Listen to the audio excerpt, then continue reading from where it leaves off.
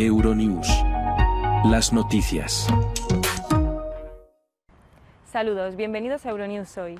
Putin afirma que el Kremlin está dispuesto a negociar con Ucrania, pero sin imposiciones. Durante una reunión con el presidente de Bielorrusia, afirmó que Moscú nunca se ha negado a llegar a acuerdos pacíficos con Ucrania. Putin también subrayó que Rusia no había sido invitada a la conferencia sobre el conflicto ucraniano, que se celebrará en Suiza los días 15 y 16 de junio. Mientras, Ucrania ha aprobado una controvertida ley que regula la convocatoria de nuevos soldados en un momento en el que el país necesita reponer sus mermadas fuerzas ante el avance de Rusia en el campo de batalla. Por otro lado, en Suecia, la sociedad está conmocionada por el asesinato de un padre delante de su hijo de 12 años por parte de un grupo de adolescentes. El primer ministro sueco se ha mostrado implacable, asegurando que se ha cruzado una línea roja y que detendrán a estos asesinos que están destrozando la vida de tanta gente. Estos son los titulares del día. Ucrania trata de impulsar el reclutamiento de soldados mientras Rusia golpea la infraestructura energética.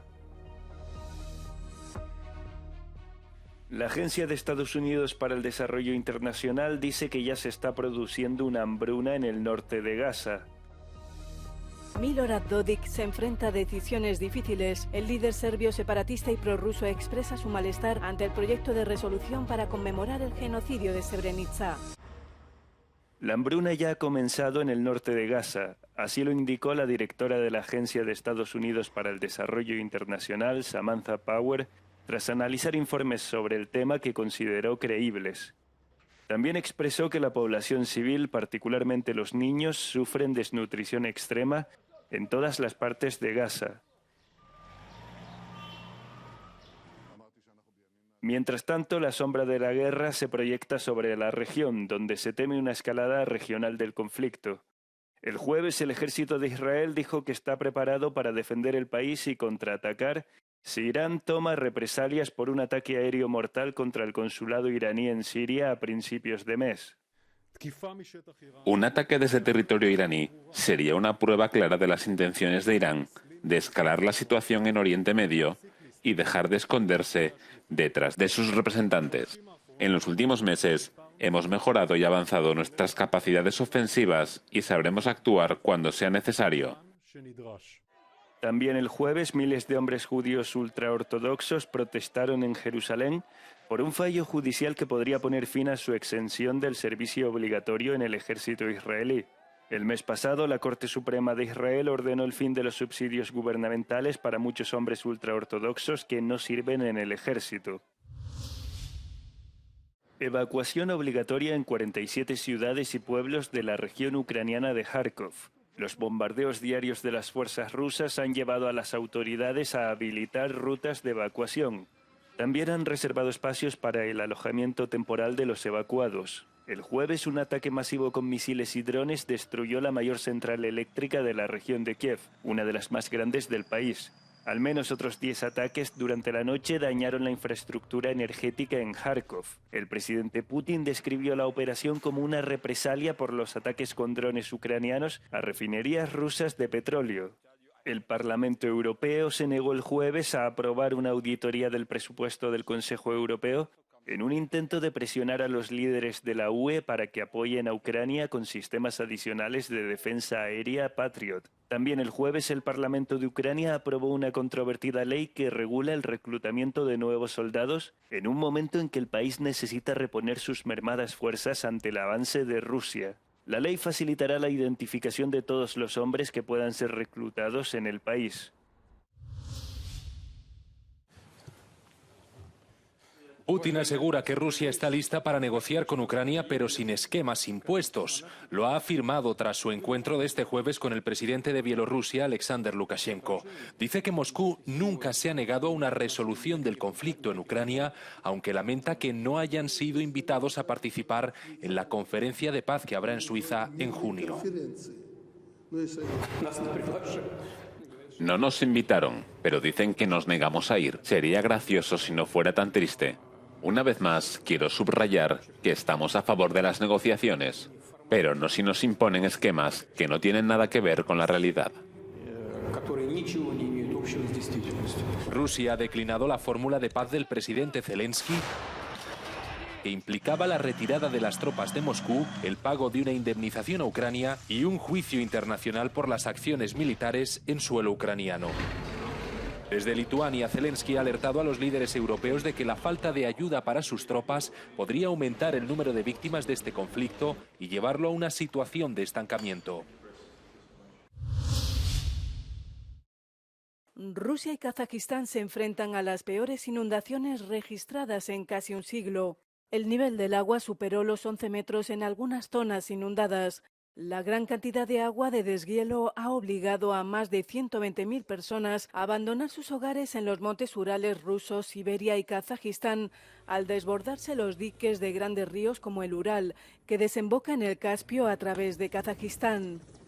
El Ministerio de Defensa de Rusia envió el jueves unas 90 toneladas de ayuda humanitaria con alimentos, agua y suministros médicos al aeródromo de Orsk en la región de Oremburgo, una de las más afectadas. En Kazajistán, pueblos enteros siguen sin electricidad y con las carreteras bloqueadas a lo largo de cientos de kilómetros. Los puentes se han derrumbado y más de 4.000 hogares están inundados.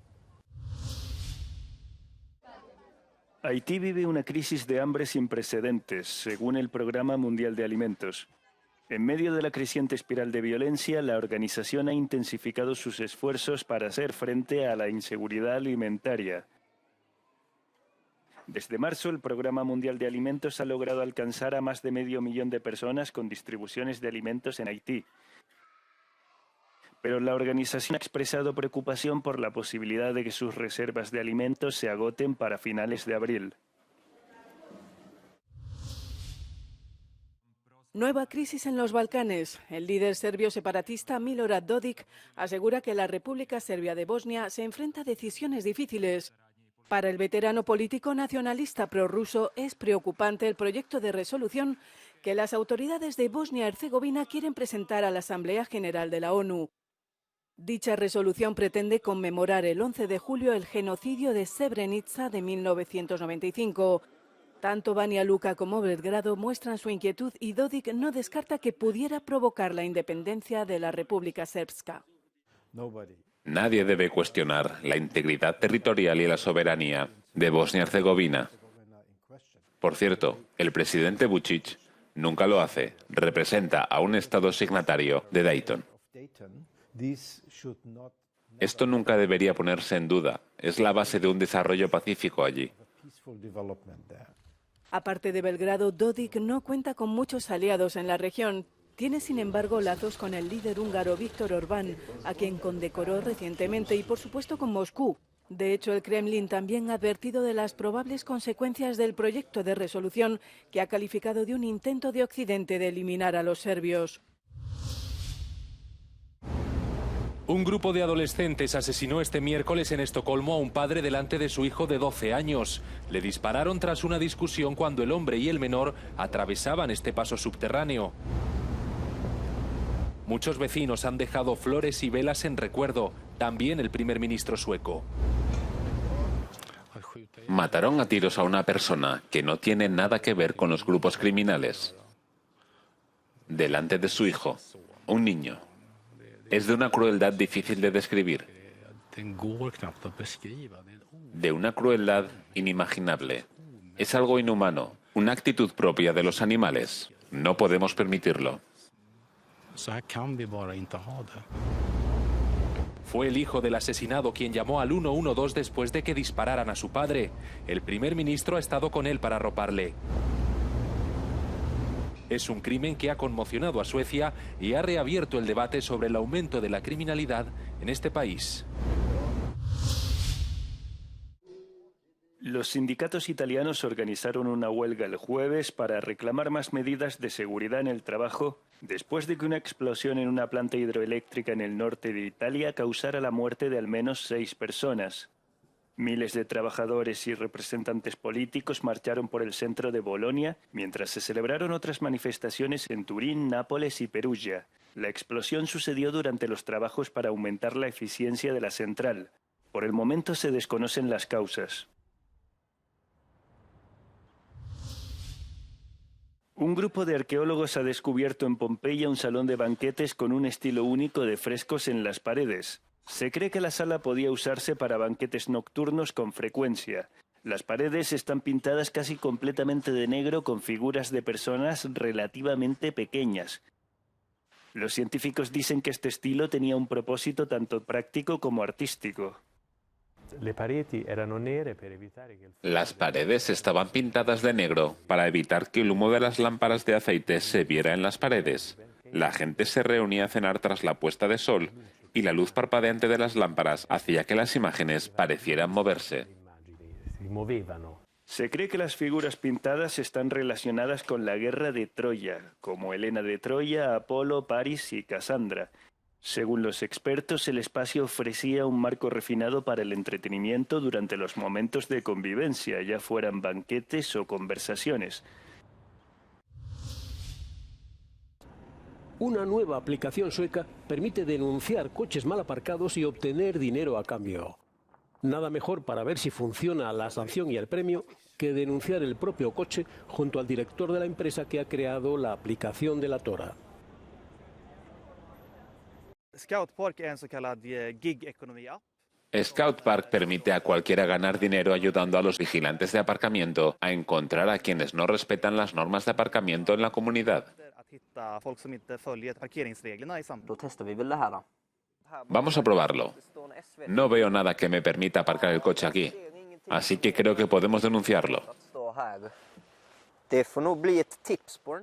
Es una foto bastante buena. Veamos si podemos sacar algún beneficio hoy. Después de hacer una foto del coche, la aplicación informa al ciudadano delator que un controlador de aparcamiento está en camino. Si el chivatazo genera multa, entonces le pagarán.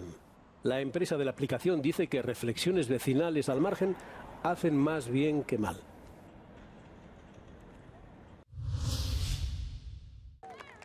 Reclaman impuestos para los superricos más contaminantes. Varias ONG han protestado frente al Parlamento Europeo contra la desigualdad en Europa con un jet inflable como símbolo del lujoso estilo de vida de algunos de los dueños de grandes fortunas. Según la ONG contra la pobreza Oxfam, los gobiernos europeos pierden casi 300.000 millones de euros en ingresos fiscales cada año. Unos 33 millones de euros perdidos por hora por no imponer impuestos más altos a las grandes fortunas. La inflación, las crisis del coste de la vida, la pandemia, ahí es donde vemos que es principalmente la gente normal la que soporta el coste de esta crisis. El 99% de la población de la Unión Europea se ha empobrecido desde 2020.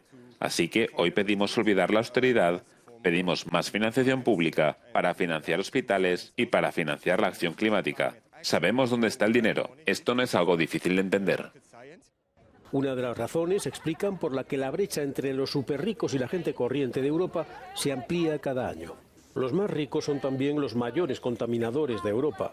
Un análisis de Oxfam explica que una sola persona de ese 1% ultra rico emite una media de 14 veces más de carbono que una persona de renta media. Si somos capaces de tener un impuesto sobre la riqueza de los superricos, podemos tener fondos para ayudar a salvar nuestro planeta, fondos para ayudar a las comunidades afectadas por el desastre climático, incluidos los agricultores. Los agricultores y la agricultura están siendo constantemente afectados por lo que está sucediendo con nuestro clima, con sequías, con inundaciones y necesitamos el dinero. Y ese dinero puede venir de gravar a los superricos que apenas pagan nada. Las ONG piden a la UE que introduzca un impuesto europeo sobre el patrimonio, que establezca un nivel mínimo de tributación sobre las ganancias de capital y que tase impuestos sobre los beneficios extraordinarios de las grandes empresas. Abren las puertas de la finca del rey Carlos III en Rumanía. La casa del monarca se encuentra en el pequeño pueblo de Viscri, en el centro del país, lejos de su lujosa residencia habitual en el Palacio de Buckingham en Londres. La casa de invitados de la finca recoge una exposición de un fotógrafo británico que explora el impacto de la industrialización forzada en los seres humanos y el medio ambiente. Me sorprende que tenga una casa aquí. Sé que es un invitado especial aquí, supongo. La casa es muy antigua, si no he entendido mal. Me alegro, claro que me alegro, es algo interesante. Cualquier cosa que pueda devolver la vida a estas aldeas remotas puede ayudar a marcar una diferencia. Las preocupaciones medioambientales son el núcleo de la Casa del Rey en Rumanía, según el administrador de su finca. Todos los ingresos serán devueltos a la comunidad a través de proyectos ecológicos y educativos.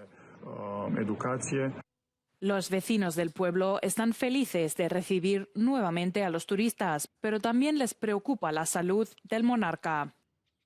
Estamos preocupados por su salud, pero es una tradición aquí en Viskri. Todos los años en mayo nos visita y le esperamos de nuevo este año. El aire fresco puede ser bueno para él. Todos le estamos esperando y le deseamos salud. Esperamos que venga pronto a Viskri y vea su casa. La primera visita oficial del rey Carlos III después de su coronación fue precisamente a Rumanía, cuando el monarca pasó unos días en su finca en Viskri. Hasta aquí las noticias. Pueden mantenerse informados a través de nuestras redes sociales y nuestra página web.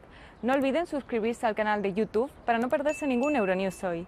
Despedimos el día con un vídeo no comment en el que verán las protestas de los estudiantes universitarios en Argentina contra las medidas del gobierno de Javier Milei. Buen fin de semana y buena suerte.